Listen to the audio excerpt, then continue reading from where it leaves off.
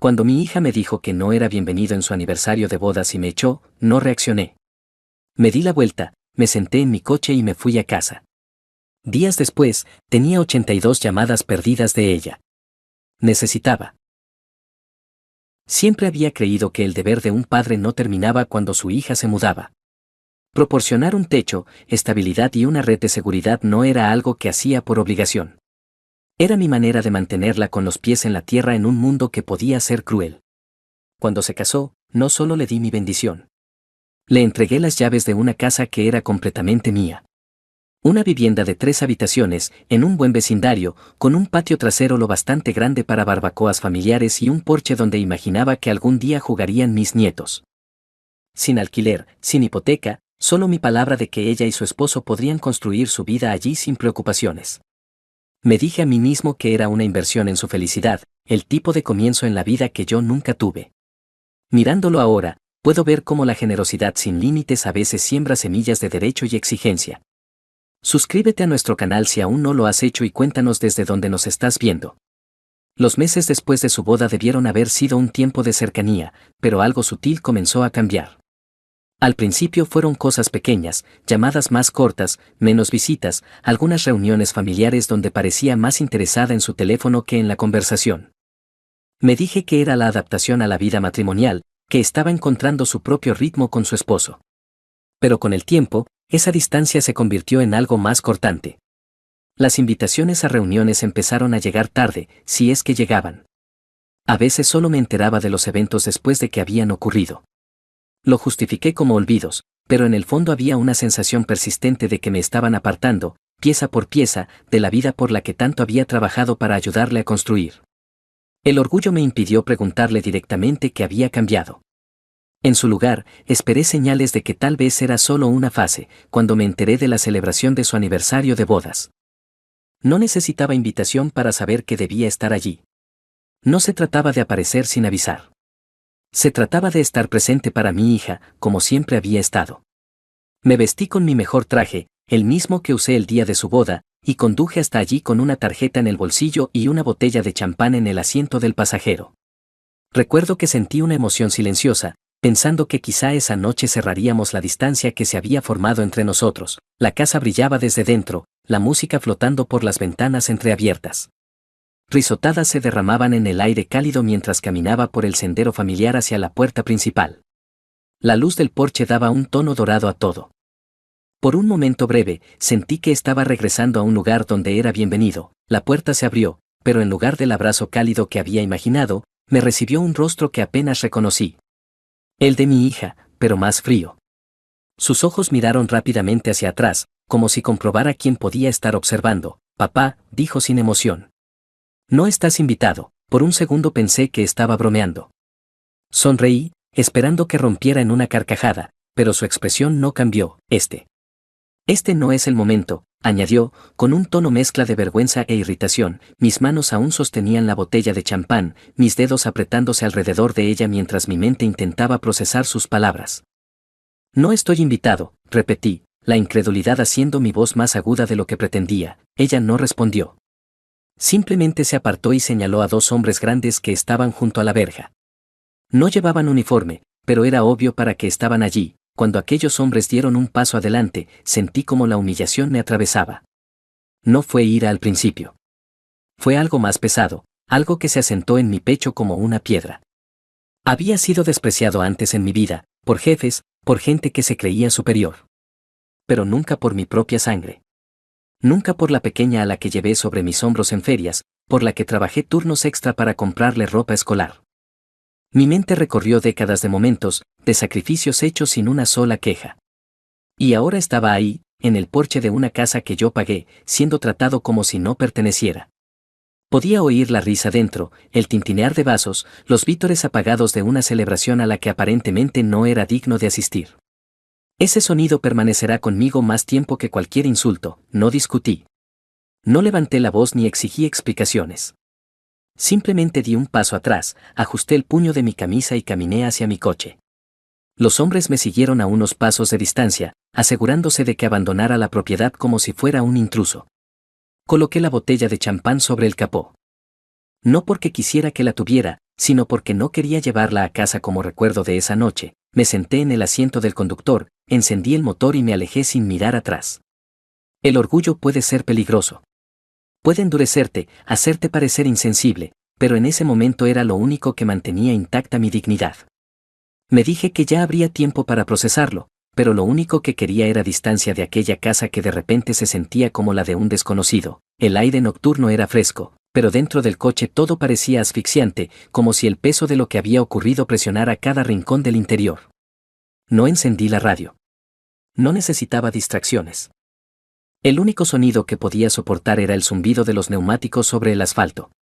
Los postes de luz pasaban a intervalos lentos, bañando el coche en un resplandor pálido por un instante antes de desaparecer otra vez en la oscuridad. Apreté el volante con más fuerza de la necesaria, no por ira, sino para evitar que las manos me temblaran. Mi mente repetía sus palabras: no estás invitado. Una y otra vez, cada repetición arrancando otra capa de las ilusiones que aún mantenía sobre nuestra relación. Siempre pensé que, sin importar lo lejos que se alejara, habría un lazo invisible entre nosotros. Pero esa noche me demostró que incluso los vínculos de sangre pueden desgastarse hasta romperse. Pensé en los años antes de que se casara, cuando nuestro vínculo parecía irrompible.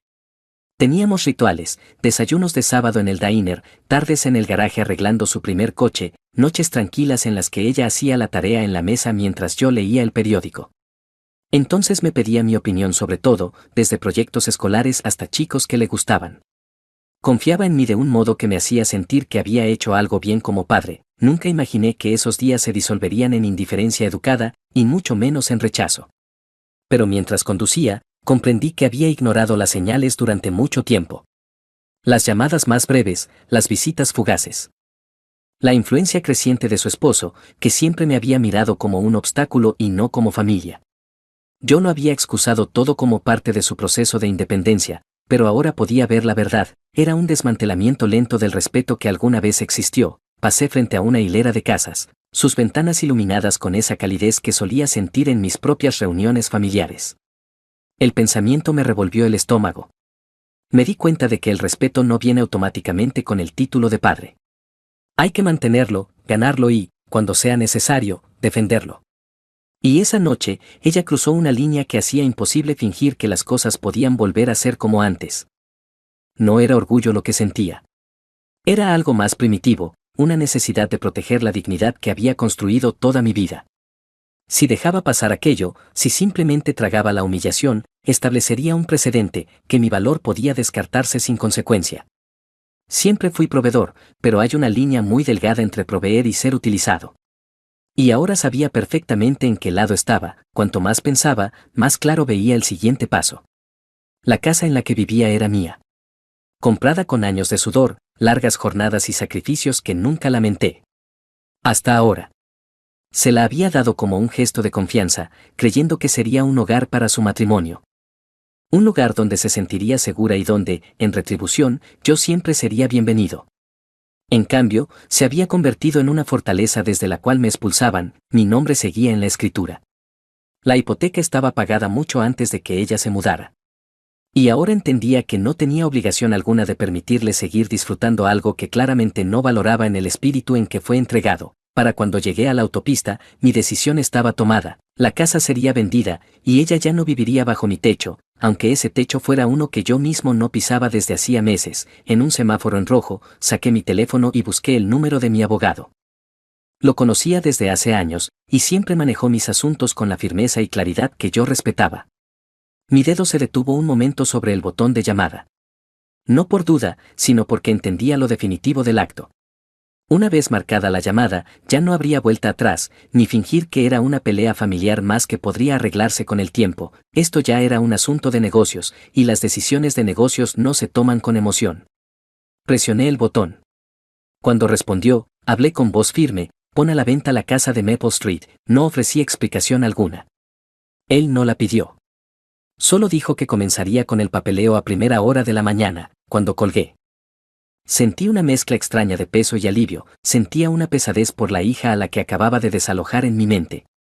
Y alivio por el hombre que se negó a ser humillado 2 veces. El resto del camino a casa fue silencioso, casi meditativo.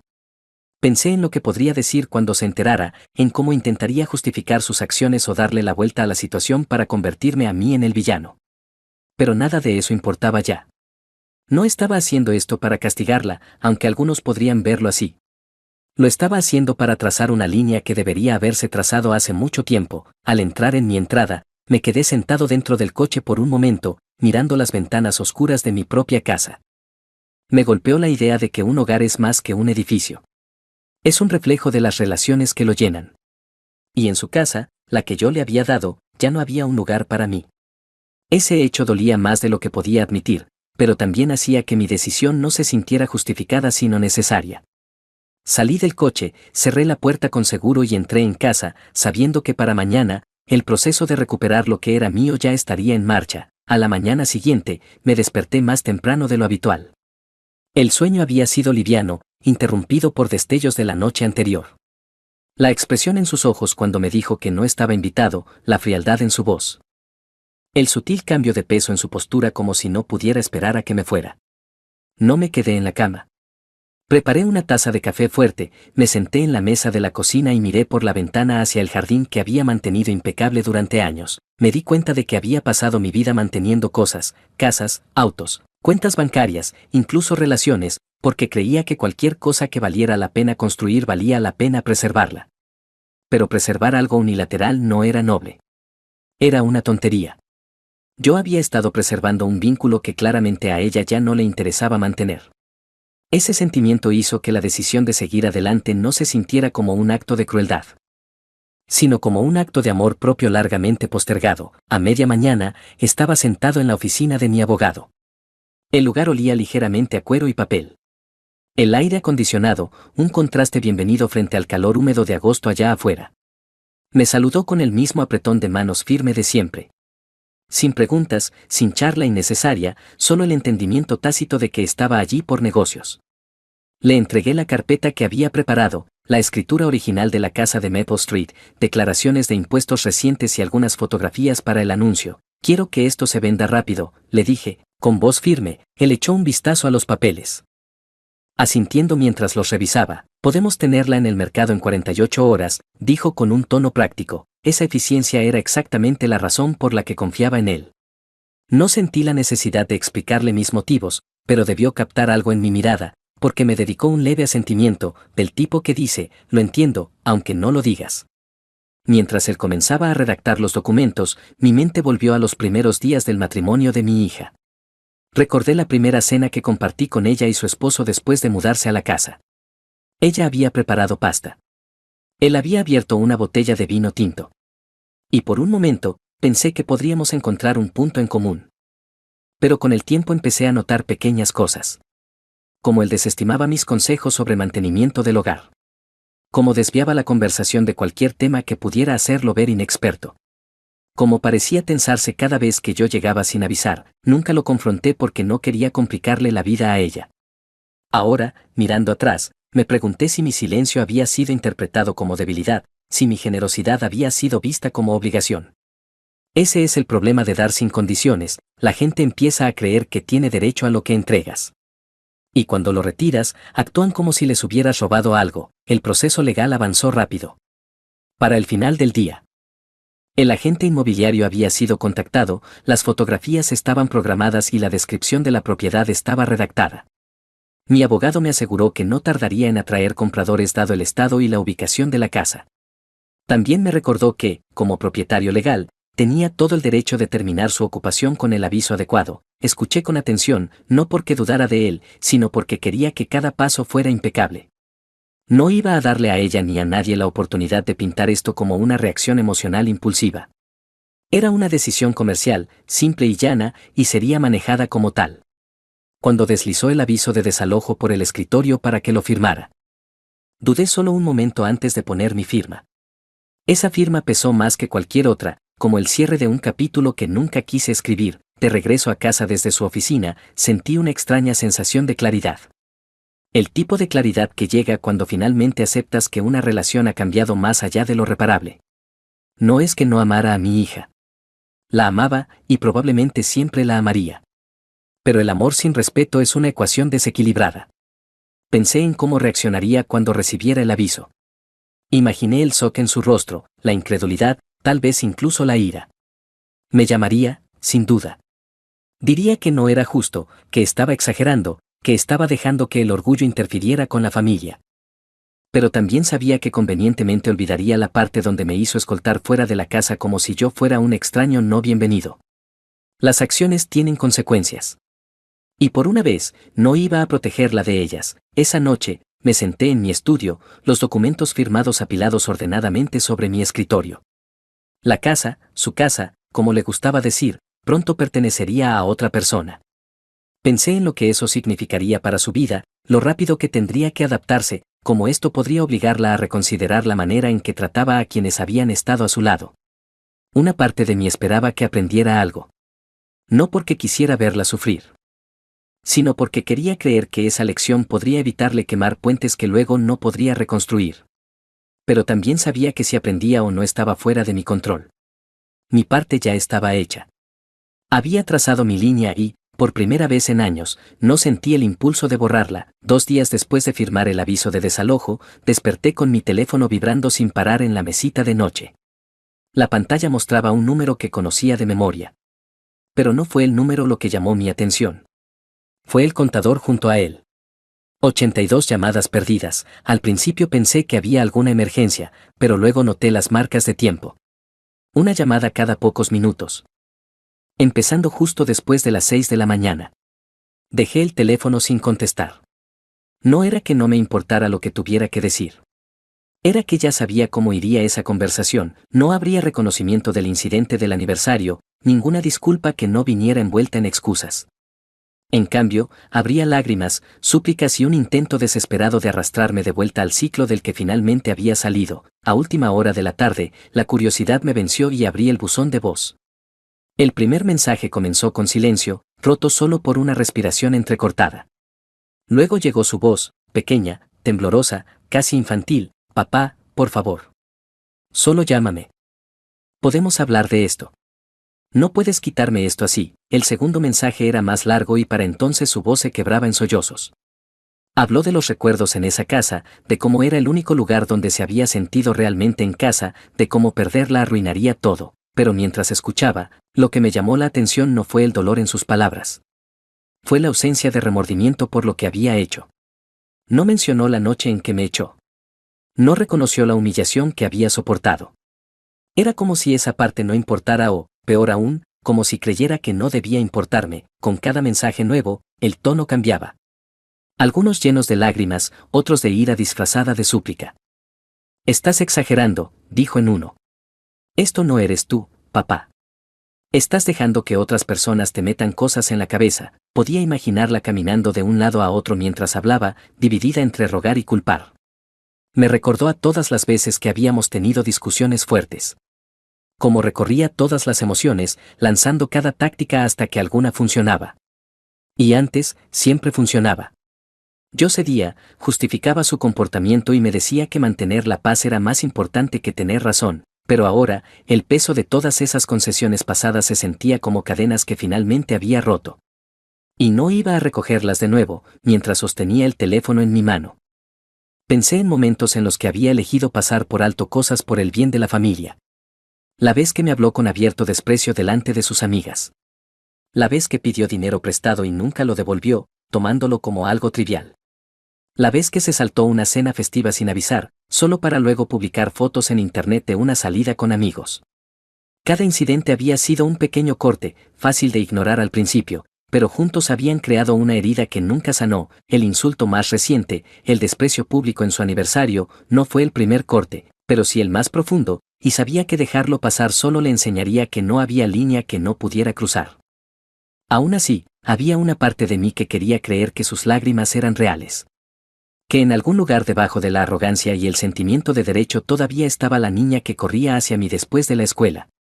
Podía escuchar trazas de esa niña en su voz, especialmente en las pausas entre palabras cuando luchaba por hablar entre sollozos, pero también sabía que el sentimentalismo era peligroso. Era el mismo que me había impedido poner límites antes, el mismo que la había llevado a confundir mi paciencia con debilidad. El amor no es lo mismo que permitir. Y ningún historial compartido podía borrar el hecho de que ella había elegido tratarme como desechable. Esa noche dejé el teléfono sobre la mesa y apagué el timbre. Me serví una bebida, me senté en mi silla junto a la ventana y dejé que el silencio se asentara sobre la casa. Pensé en llamarla, no para discutir, sino para decirle que la decisión era definitiva. Pero decidí no hacerlo. El silencio, comprendí, era más poderoso que las palabras. No dejaba espacio para la negociación, ni puntos de apoyo para la manipulación emocional. Ella podría llenar ese silencio con la narrativa que quisiera, pero no cambiaría el resultado. Los documentos estaban presentados, la casa anunciada y el aviso de desalojo ya había sido entregado. No quedaba nada más que discutir, antes de irme a la cama. Revisé los mensajes una última vez. 82 llamadas perdidas, docenas de correos de voz, mensajes que iban desde por favor, papá hasta está siendo ridículo. Los borré todos sin escuchar el resto. No por despecho, sino por autoprotección. Había pasado demasiados años permitiendo que sus emociones dictaran mis acciones. Y esta era la primera vez, en mucho tiempo, que actuaba bajo mis propios términos. Cuando apagué la luz y me acosté, sentí como una pesadez se levantaba de mi pecho. No sabía qué traerían los días siguientes, acusaciones, chismes, quizás incluso más ira, pero sabía que había terminado de dejarme llevar por lágrimas que siempre llegaban sin cambios reales detrás. La noticia viajó más rápido de lo que esperaba. Para finales de la semana, había recibido 3 llamadas de familiares lejanos y 2 encuentros incómodos en el supermercado, donde conocidos me miraban con expresiones que eran mitad lástima, mitad juicio. Mi hermana Evelyn fue la primera en confrontarme abiertamente. Llamó una tarde, con la voz tensa, saltándose por completo las trivialidades. Escuché lo de la casa, dijo. Es cierto que la estás vendiendo por detrás de ella. Le dije que no era por detrás de nadie. Que era mi propiedad y que tenía todo el derecho de venderla. Pero Evelyn no quedó satisfecha. Es tu hija, insistió, como si ese hecho borrara todo lo que ella había hecho.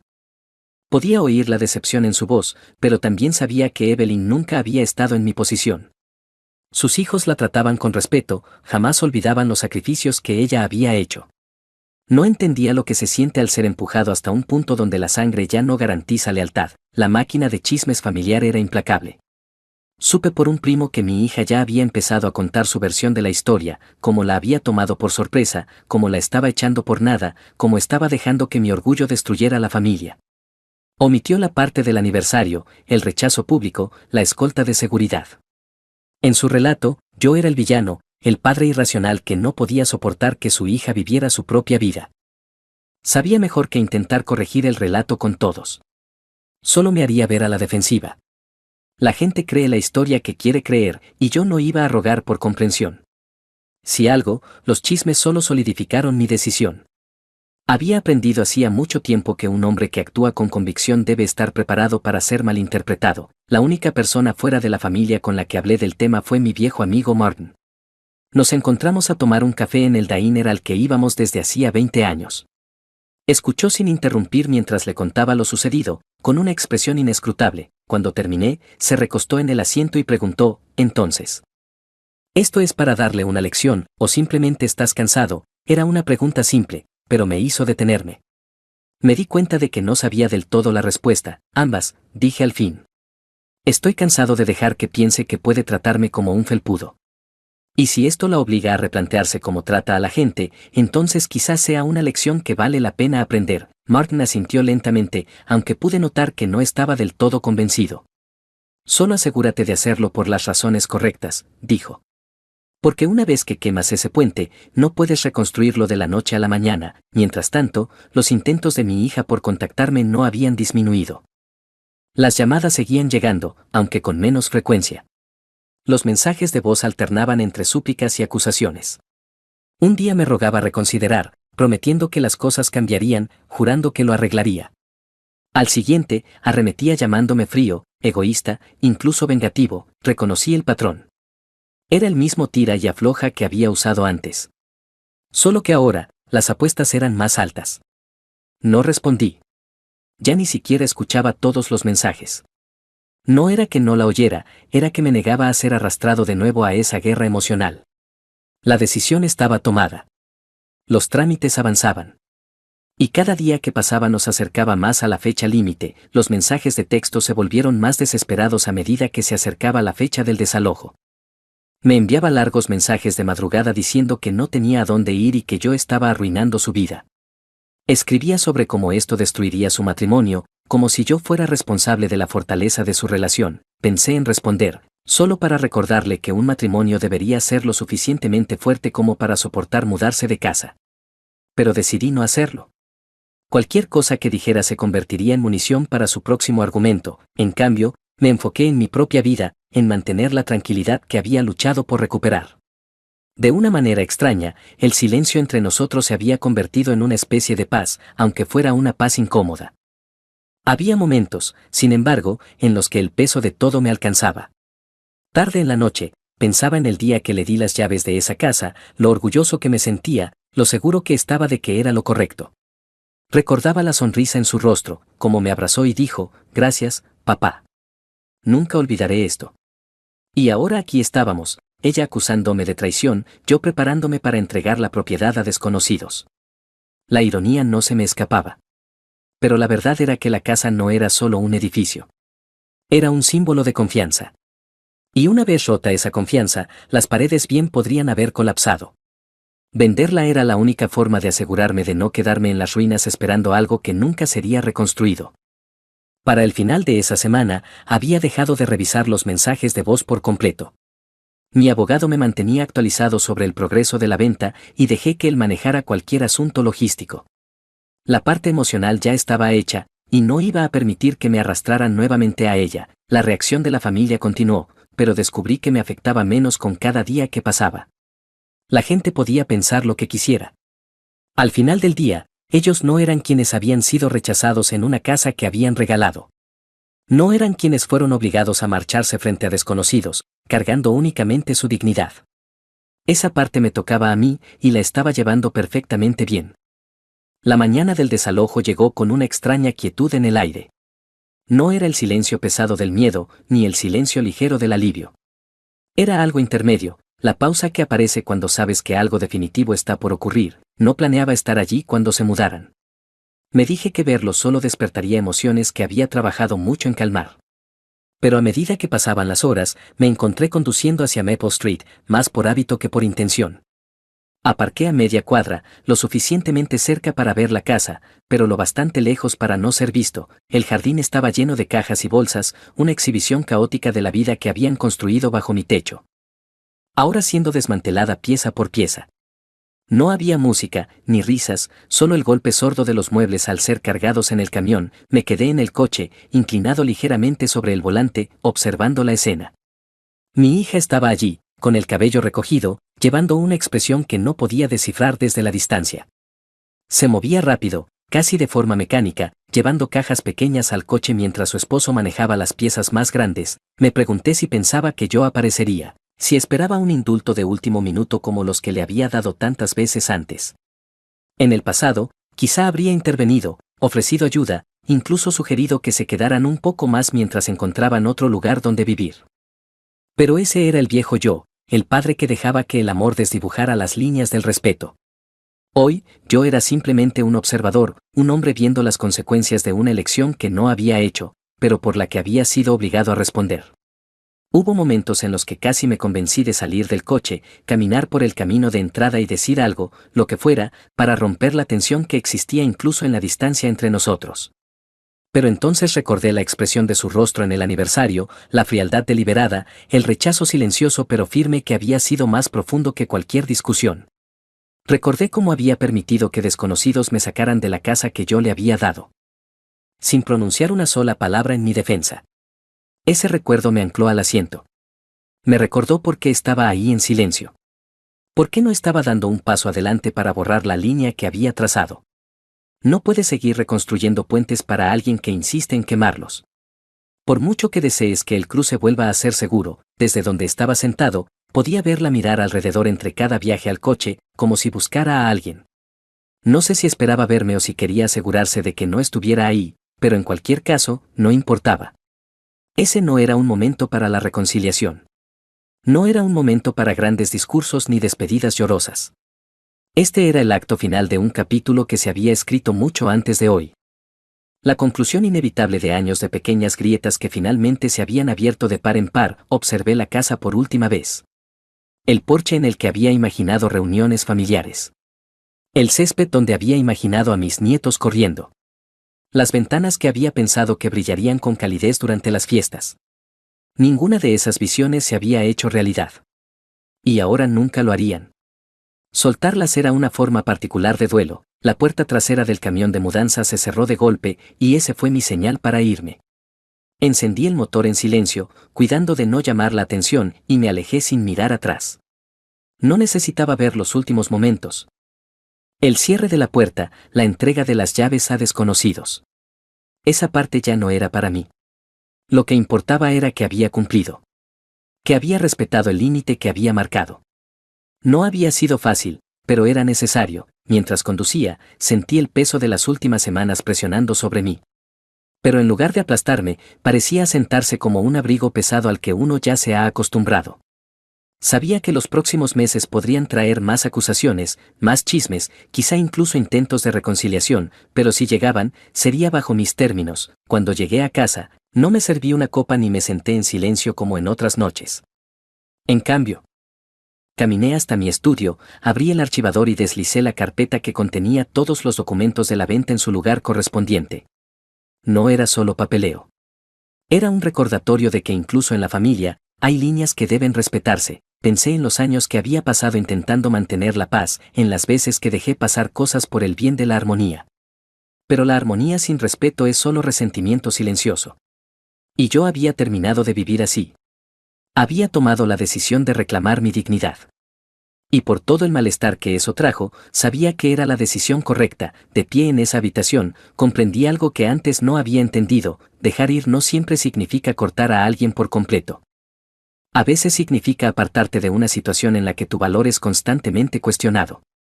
A veces significa decir: te quiero, pero no voy a permitir que me trates así. No odiaba a mi hija.